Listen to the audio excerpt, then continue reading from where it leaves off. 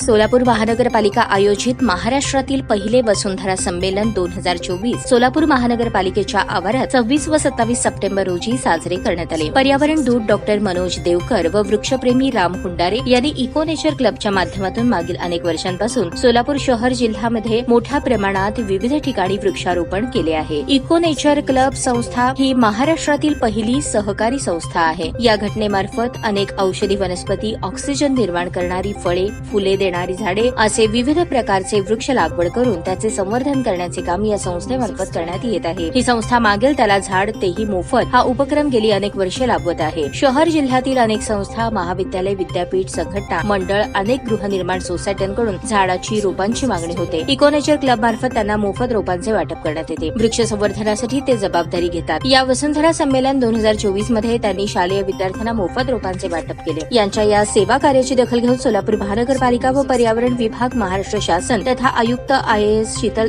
तेलिउगले यांच्या अध्यक्षतेखाली उपायुक्त तैमूर मुलाणी, वसुंधरा अभियानाचे अधिकारी आणि सहाय्यक आयुक्त ज्योती भगत पाटील यांच्या हस्ते डॉक्टर मनोज देवकर व राम हुंडारे यांचा सन्मानपत्र व वसुंधरा अभियानाचे सन्मान चिन्ह देऊन गौरव करण्यात आला। पर्यावरण अधिकारी अजय मोरे, सहाय्यक पर्यावरण अधिकारी स्वप्नील सोलनकर, उद्यान अधीक्षक, सर्व महाराष्ट्रातील पर्यावरण तज्ञ मान्यवरांच्या उपस्थितीत हा सन्मान सोहळा व वसुंधरा संमेलन पार पडले।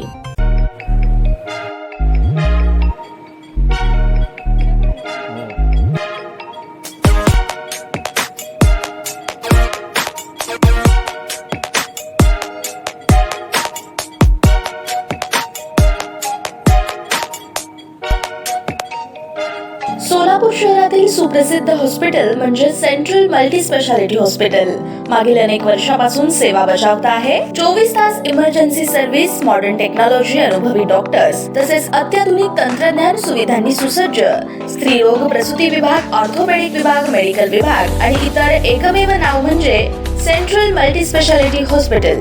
पत्ता गणेशपेठ शॉपिंग सेंटर, मंगळवार बाजार, सोलापूर।